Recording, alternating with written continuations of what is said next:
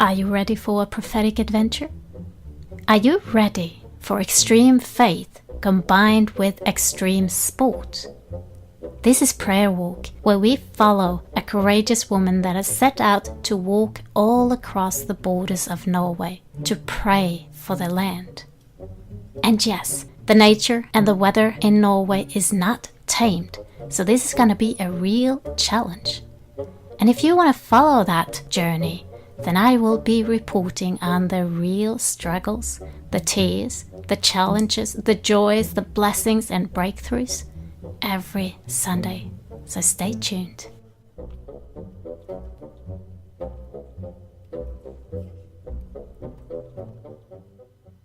Hello and welcome back. It is Sunday once again, and I will give you a little bit more information about Janne-Kristin. That is, our prayer walker. And she has set out to walk all around the borders of Norway, as I said earlier.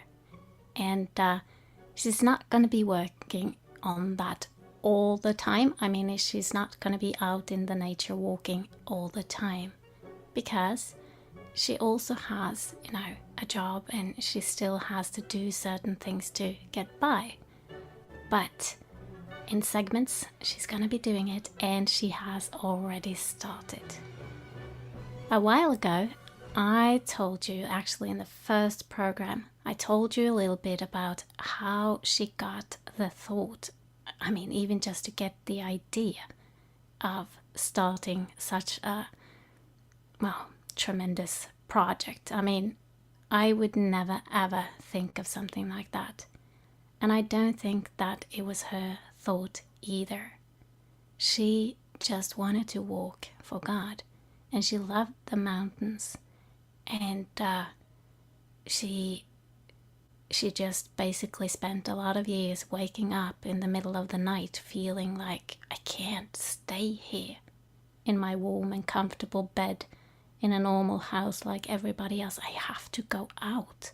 I have to go out and walk in the mountains and in the nature and pray for the land, and I can't stay here. And, if you ask me, it's pretty strange. I have never in my life met anyone that has the same kind of urge. And it just didn't disappear. She kept having this, and she still has it. When she's up in the mountains and out walking and doing that kind of thing, she is at peace, and she experienced such a great presence of God. And also, the opposition and other things, but basically, she's in the right place. That's how she experienced that. But then she goes back to the place where she's staying at the moment, and every time she does that, she is so miserable. She just longs to get back into her, mission up in the mountains or around walking and praying. And she still has this thing, waking up in the middle of the night, just not finding peace anywhere. And a rational mind may be telling her that, oh, you're in this good fellowship, and it's, this nice denomination and church, and you're serving, and it's so important, and everybody needs you. And she may believe that for a moment, because that's what it's supposed to be, isn't it? But then she wakes up every morning like, oh, I can't breathe. I'm supposed to be somewhere else. I'm longing for the mountains. I'm longing for the nature. And so, bit by bit, it has become very clear to her that it really is God. That it would not be right to deny this. We're called to different things. So even if it is strange and not of the ordinary, if that is what we are called to, that's what we have to do. As I'm sure she has gone through quite a few rounds with this of what the world expects and what the traditional church expects, and then what God is saying on the inside. She's told me a little bit about it, and I definitely know that that is something that even she is struggling with, even though, I mean, I say even because it has become such a strong thing in her life. Her calling is so obvious.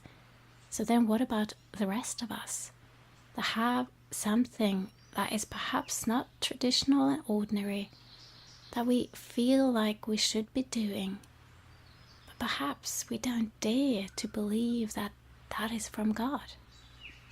Now that's my thought anyway.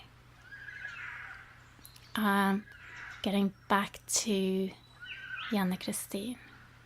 When she first realized, that, okay, I can walk and pray. I can do that for God. Nobody have to know, and I'll just walk in silence with my dog and pray for the land. And she started a few years ago. She went a few distances, and she was walking, and it was good. But then when she came to some of the towns, she just got this overwhelming feeling that she was too small in the spirit. Like she just couldn't take on all of this on her own.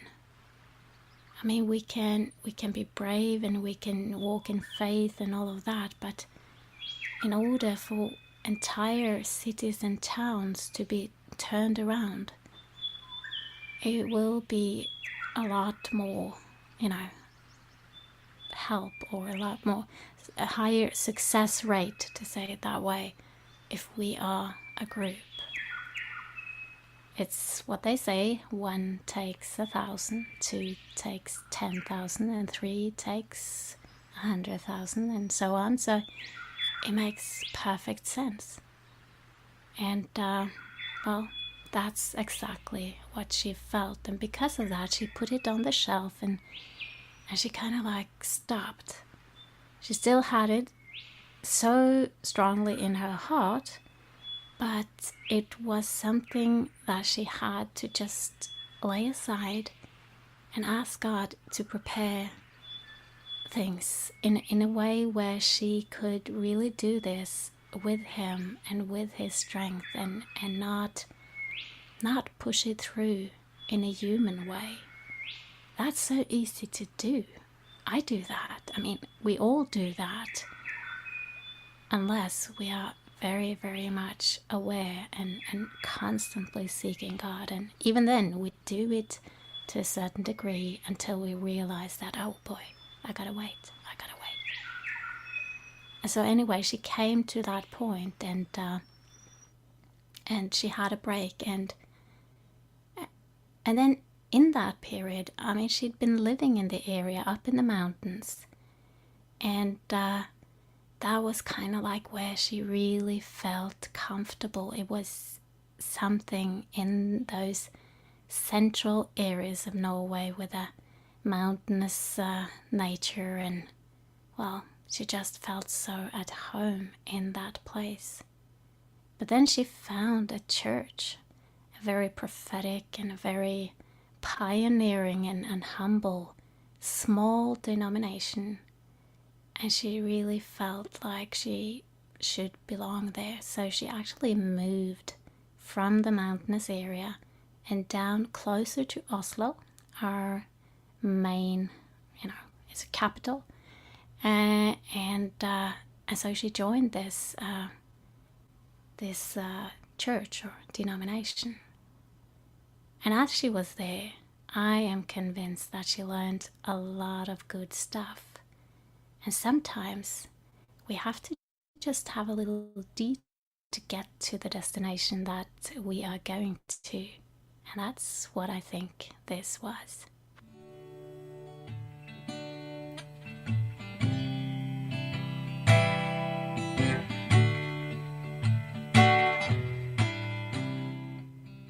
Now, I know this denomination that she moved to and was a part of. And that is the place where I first met janne-kristin. So I'm very grateful for that, and there's so many good things going on there. So I'm not in any way saying that it was a bad thing. Not at all. In fact, if it wasn't for this move, I wouldn't have met janne-kristin and the other people that are involved now, sitting around in the nation, different places. I don't think they would have been involved either. And on top of that, through that, time in that church, she had a tremendous growth, and she got so much spiritual food and training, and it was an education, a preparation. She, of course, thought that, wow, I found the place that I'm going to belong, and now it's going to be, good and peaceful. But it wasn't like that. It was a step on the path. And it didn't take long until the leader of this group, which is also very prophetic, he prophesied to her. He prophesied to janne-kristin. He didn't know anything about her mountain sort of, her vision of walking all around Norway and that kind of stuff. Yeah, he had no clue.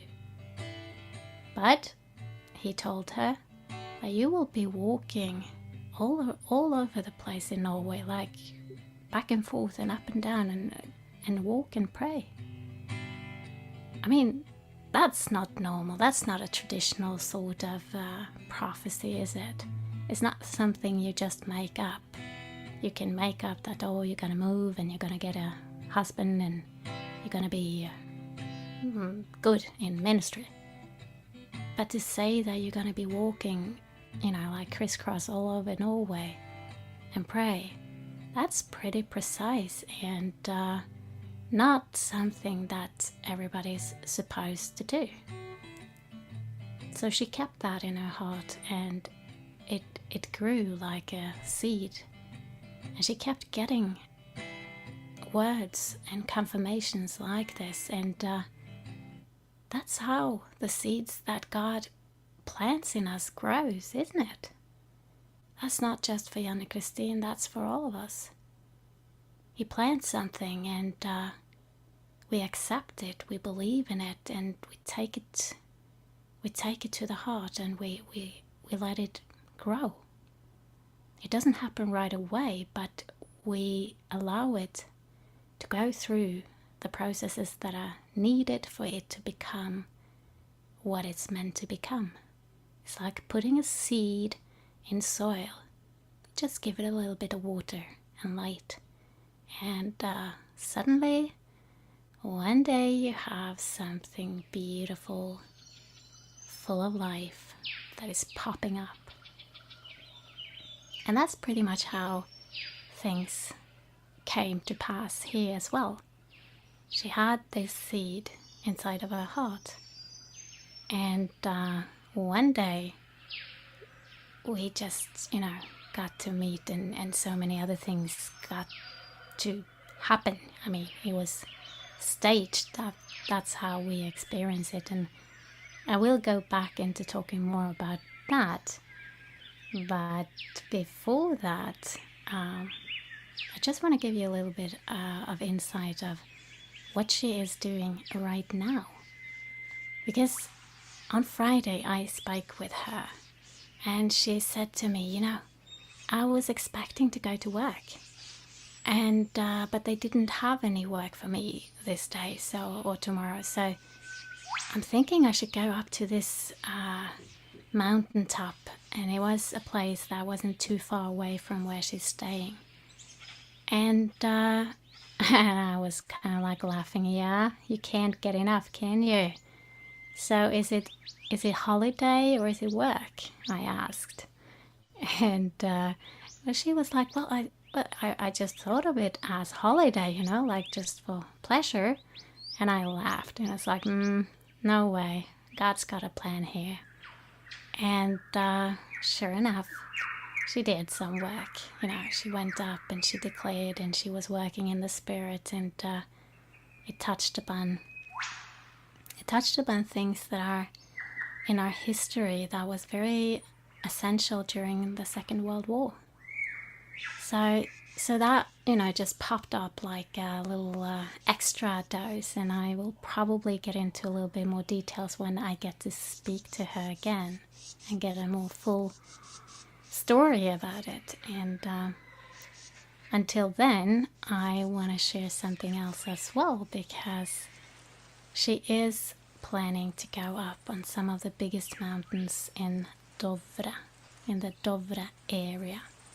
And we've been speaking about Dovregubben, which is the king of the trolls, which supposedly stay in these kind of mountains in this area.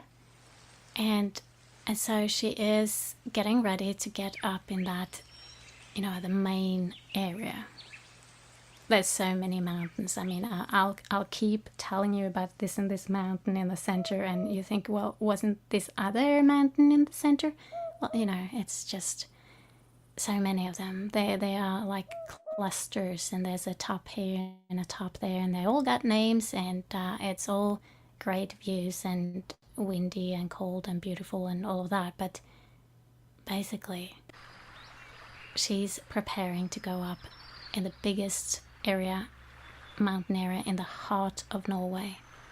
And she really gets this over and over again, that God wants to heal the heart of Norway. And that is something that he desires for all areas around the world, I do believe.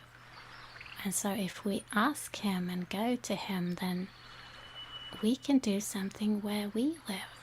I mean, even if it's just to go out in the garden and speak to the ground and speak to the trees and affirm the words of God.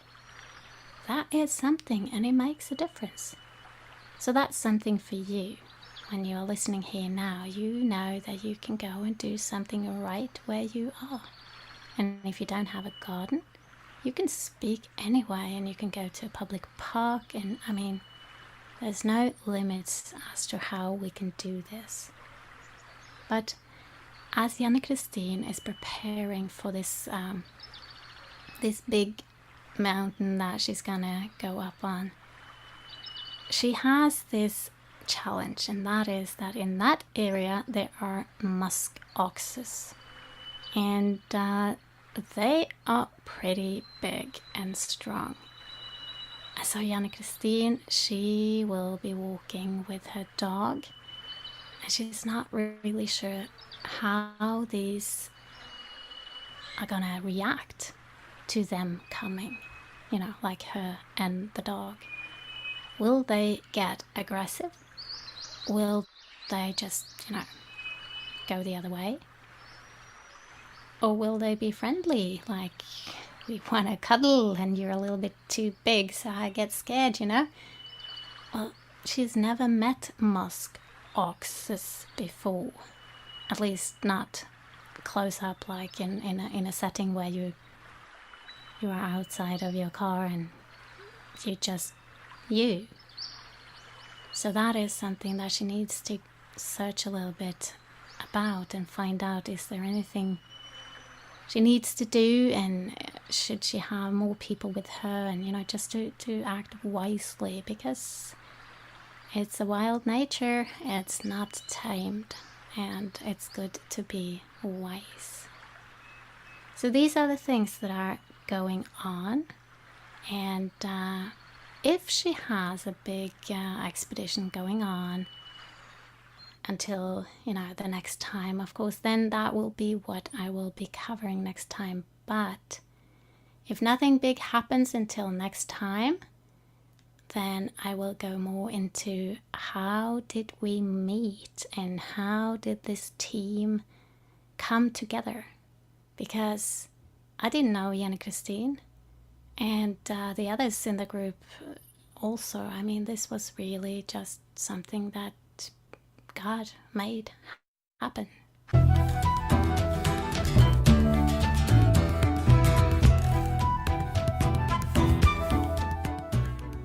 And so with a joyful beat, I'm gonna sign off for today, and 10 minutes, I will be back with a Norwegian version for those who speak Norwegian. And of course, I will be back next Saturday, 10 a.m. US Pacific time, 1 p.m. in Florida, 18 o'clock in London, and 19 o'clock Central Europe. And that is on Saturdays for Spirit Talk. And then I'll be back the next day on Sunday, same hours, with another prayer walk. Until then, you can go into freelegions.com and learn more about what Prayer Walk is about and how you can join. And you can join us on Facebook as well, so that, we can get that interaction. We want you to become active in this and do something in your area.